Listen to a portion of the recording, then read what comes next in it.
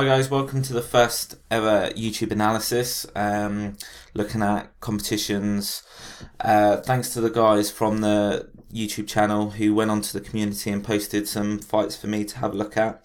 The first one we're going to look at is from the World Championships this year, 2019, and specifically Ono's route to the final, where he goes on to win it. Now, because they're highlights of the matches, it's difficult to give real in-depth analysis on each contest because obviously somebody's clipped these together.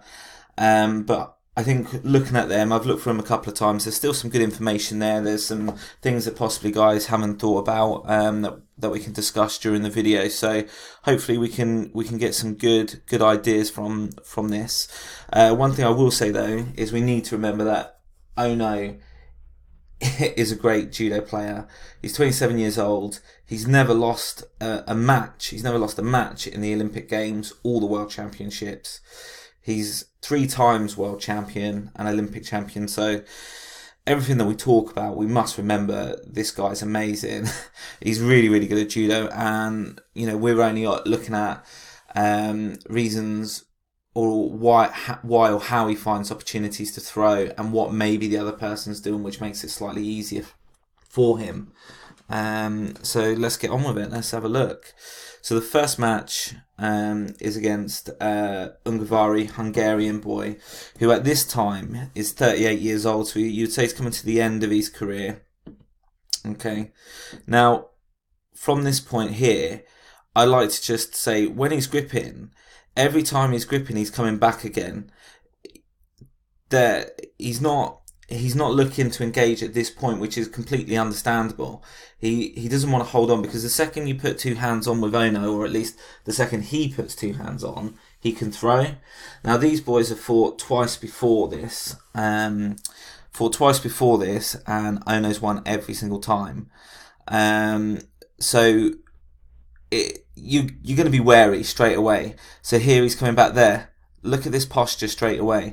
Now, this Hungarian boy is Olympic bronze medalist, 3 times world bronze medalist, and 7 times European medal. Look at the posture that he's in trying to fight Ono. There has to be an element of fear. You have to know that when you get hold of this guy, he's strong. And with our arms, we never really want them that far away from our body, and we definitely don't want our posture like this. And I think as we go on, you'll notice this posture happens quite a lot when people are fighting Ono, and I think this is where he finds a lot of his throwing positions. So if we forward this on now, we keep it going. They're still grip fighting. They don't want to. There's no way the Hungarian wants Ono to grab hold. Okay, now here he's still leaning back. His weight's on his back foot. But this is where the mistake comes in. He's got 2 hands on. Okay. As soon as he's got 2 hands on, we know he can throw. But take a note of his posture here. He's starting to bend again. His head's forwards. As soon as your head's a bit in front of your legs like that, you become off balance. You want to be upright. You want to be able to move. So from here, now, there's our posture. We're bent over again. He's starting to lean back. But there. Straight over. Let's try that again. So let's watch that all the way through. We're leaning back, we're back, backing up, 2 hands on, we turn and over. Let's have a look at that one more time, because let's look at the actual throwing position of Ono as well, which is really interesting. Look, there. Look how bent over he is. Now, as a coach, you would never ever teach that as the right position. But the reason why he has to come in like this, because he still needs power, is because of this. There. This posture. If you turn in against this with a traditional entry where you're nice and upright, you're going to hit, there's going to be too much space between you and your partner, which means that it won't work or they'll counter you backwards. So now we have to make adjustments the whole way through. So when we turn, that's why we're bent over. Okay, obviously he's got to be strong, he's got to be quick, and he's got to be a great thrower. But there, look, 2 hands on, he's bent over, game over. Okay, now I'm not going to contest whether it's Ippon or not. I think it's Ippon. I'm sure other people have different ideas, but there we go. Second round, first fight, and we're off to a blinder. Okay, so we now move on to round 3, which is against a guy from Jordan. This guy is 26, no major results at this point. okay? But once again, look at the posture. We're bent over, we're dropping, okay? Now, hit and run is a tactic. It's where you basically hit a lot of attacks quite early on, but they're low risk attacks. So they're drop techniques, they're maybe sacrifice throws, anything where there's little risk of counter. Okay, but what it does is stops your partner preparing for the throw, stops them getting their hands on. But once again, we can find that posture where we're both bent over. Now, Ono's not too worried. He knows that when they're bent over, they're off balance. Here, he's still trying to find that position and he tucks under. But that only comes because the guy is bent over. Once again, bent over, can attack. Okay.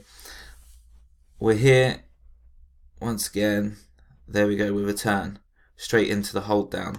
Now, there wasn't much in this. It was the movement that gets this going. Let's skip into the side, skip into the side. He turns, but there wasn't anywhere near as much power as in the round before. Okay. Throws for the Wazzari, holds. Okay, but it all stems from that bent over posture. It brings your balance off. It gives Ono a brilliant chance to attack, and because he can make the adjustments which we looked at before, it makes him so dangerous. So round 4, we'll most probably say this is the first round where he's now against somebody who's ready to fight him.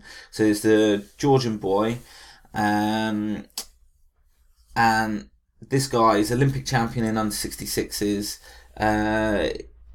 bronze in under 73s at the Olympic Games as well. So he's a tough fighter. He knows what he's doing, but he has fought Ono before. Let's have a look. I'm just checking my facts. Yeah, so he has fought him before in the games and he lost. Okay, so he knows him, but look at the difference. Okay, with the gripping from before.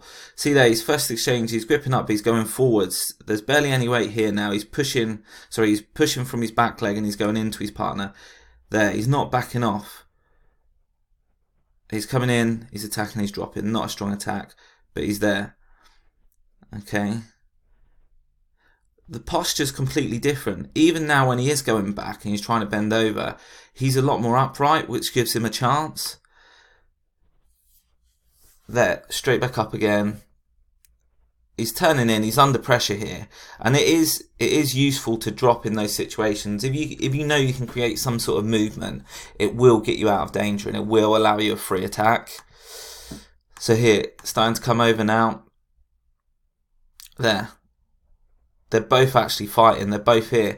Now, we haven't seen the whole fight, so we can't give great analysis on everything. But at this point, this is where he's starting to bend over. His arm's over the top. But what's important is, where's Ono's other arm? Because if he's got it on, which I know he has now, he's dangerous. He's got 2 hands on. He's got 1 grip here, and he's latched off on the arm, which against a weaker opponent, you could turn, you could throw, but Ono is really strong. He's not broken posture. He's created some space, and now he's created some movement round to the side.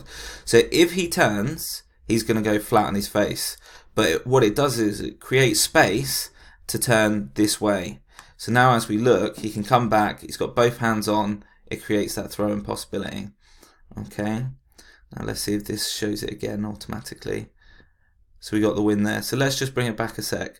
So we're here, we're fighting away, and then on this highlights, this is the next exchange. Now, this is the first time we've really seen him bend over. Okay, he might have done it before, obviously, we're not sure. But Ono's got 2 hands on, and with these 2 hands on now, he knows he can throw. From here, creates the distance round, and then he attacks. There. 2 hands on, pull him through. Partner's let now. He knows there's no way, he can't come around here because his weight's committed to this leg. So he can't come around for the counter. He's now in that. And then he's throwing. Okay. And don't forget, this guy is Olympic champion. Just throwing him for Ippon. Okay. Olympic bronze in the same weight group. Let's move this on. Quarterfinal. Against, let's have a look, who we got in the quarterfinal. Turkish boy. This Turkish boy, European bronze medalist, Okay, and he's most probably the most unorthodox out of them all. He gets his hands on, he likes to turn his hips really extreme, which makes it really difficult to turn in. He's quite rangy, so he's quite tall. His legs come in, and there's sacrifice throw. We're using this hit and run technique again, just to break any preparation. And you'd use this if you feel like they're starting to settle, they're starting to build their movement for their throw-in, you put an attack in. Once again, we're keeping that distance. Their hips come across and we drop. Okay, we need to keep it nice and tight down there. And that's one thing I do like about Ono. He does win matches on the ground. As much as he is good at throwing, he wins matches on the ground. There, another sacrifice technique. Goes straight to ground. He just lifts him to his feet. You know, and it's frustrating. It's definitely frustrating if you know you can throw the person and they keep on dropping. But we're here now. 2 hands on. There. He didn't really commit that time. So he didn't really commit to his turn. He's not that extreme with this. So if we look back, before he was quite extreme when he would turn, but he's almost half in, half out. So his legs haven't done anything and he started to bend. So before he was quite upright and he was turning his hips across, which means, you know, you can still move, you still got your balance. But this time he's broken posture whilst he's turning, and that gives him the opportunity to attack there. I think they might wave this off. I don't think they score that one. Okay, so once again, using attacking at distance. There, extreme, then drops. Really hard, really hard. If you've not got 2 hands on, it's really hard for him to throw. But that mistake there, going down into the ground, has now left, I know, a great chance to score in the Newaza. And there we go. Nice arm lock. Really, really good. Let's move this on a tiny bit to the next round. Okay, so Denis Yartsev. Now, I really like this guy. I think he's a great judo player. Okay, he's got lots of international medals, but not actually at the major events. But he's a strong fighter. He really is. Really tall, really rangy. Got some great judo, great ashiwaza, great movement. So I think here is the first time we see Ono actually in real danger when he's fighting somebody. Now, look, head's over, but can you see at this point now, he is bent over, but he is trying to straighten up. He's not settling, so he's trying to come back up. He's got his hands on, but he's trying to regain his posture whenever he can, using ashiwaza, but Ono's got that sleeve. As soon as Ono's got that sleeve, he's dangerous. Here. Now, let's just look at that back. And this is something I've been looking at quite a lot, which actually is really important. This hand down, this hand, he's got to be so strong. He's pulling down. And what we're looking for, if you want to turn with Uchimata or a big turning technique, if you pull them down, their natural reaction is to try and pull back up. And that's what you're waiting for. You're waiting for that pull back up, because when they pull back up, that's where it creates space for you to turn, but also enables you to create your lift a lot easier. So pulling down is quite important, and it leads in, oh, there we go.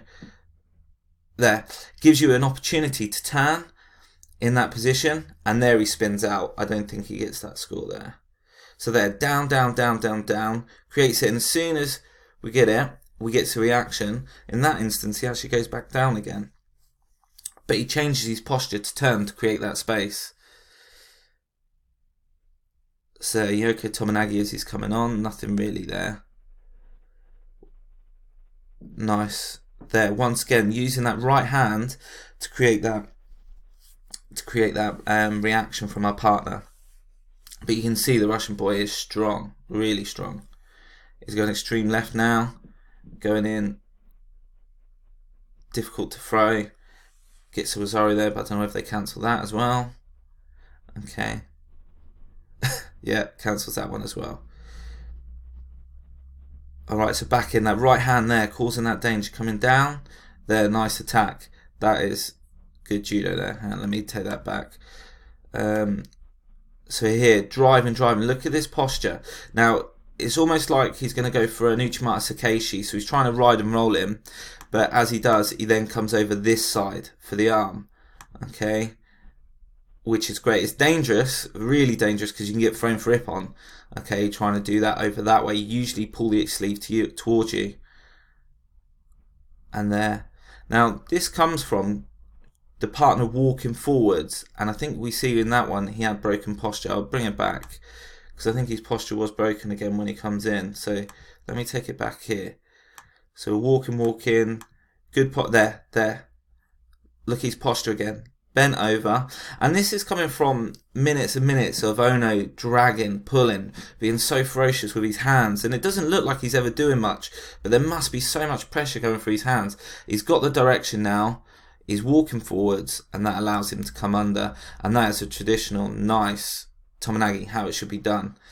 Good score, follows into Newaza, and then wins the contest, which takes him through nicely to the final. Now the final is against Durajov of Azerbaijan, and these guys have fought quite a lot before. So they fought 4 times before, 3 times in finals, and Ono beat him in the Olympic Games in Rio. So that has to be in the back of this guy's mind. He has to know he's never beaten him. But also the fight before, in the semi-finals, he had Hadrov of Azerbaijan as well. So that was a long match. That was a tough match. And before the fight, I know there was people talking about actually that was their selection for the Olympic Games. So he's already approaching it in a different... Now, obviously, I don't know who's going to be selected for the Olympic Games, but there's a very good chance now that this guy's going to be selected for the Olympics, okay? So he's in a different place right now. He's already knowing, or he thinks he's going to the Olympic Games. He's had a tough fight, tough day, and he's against somebody he's never beaten. So it does make you think, is he ready for this? Is he really up for it? Is he that worried if he loses? We don't know. We won't know. But it's definitely, as a coach, something you would think about. Now, from here, good control of the sleeve. There. Now, he wasn't bent over in that instance, and that's why, for me, it doesn't work. He hasn't got his partner. Look how upright he is here when he attacks. This arm's in, which is able to keep control, and he's able to keep control of the technique there. He takes it out and takes him over. But he hadn't broken posture at all. There. Now the posture's starting to break a little bit. And there we go. First time he's got across him. Yeah, no score for that. I think they called mate on that. So, hands in. There. Well, I suppose actually this one, he hasn't actually broken posture at all. So this is where we question, because I think this is, only 1 minute 13 into the contest. So how hard is he going to fight? This guy's turned in here, there, lifts, and it looks like nothing, doesn't it? He takes him off to the side. He uses his hands. He's disappointed, but how hard did he try and stop that technique? Not really, I don't think. Now, obviously, it's easy for me to sit here at a laptop saying these things, but yeah, I think that's a great way to start our analysis, looking at one of the best judo players of all times, one of my favourite judo players of all times, and look at him dominating 7 rounds. Yeah, so 7 rounds. Great, absolutely great judo. So I hope you enjoyed this first attempt. I'm still getting used to the software, how I'm going to do it. I don't want to do highlight reels all the time. I want to look at individual matches and how they work. If you've got suggestions on matches, please send them through to me. I'm on Twitter, Facebook, Instagram, or just on the YouTube channel. I'll have a look at them, try and do some work on them. I'd like to make this a weekly addition to my YouTube channel, looking at different bits and pieces, and I want to look at some lower level competitions as well, which will be great. So yeah, hope you enjoyed this. Don't forget to subscribe to the channel, hit the bell button, and share it with your friends.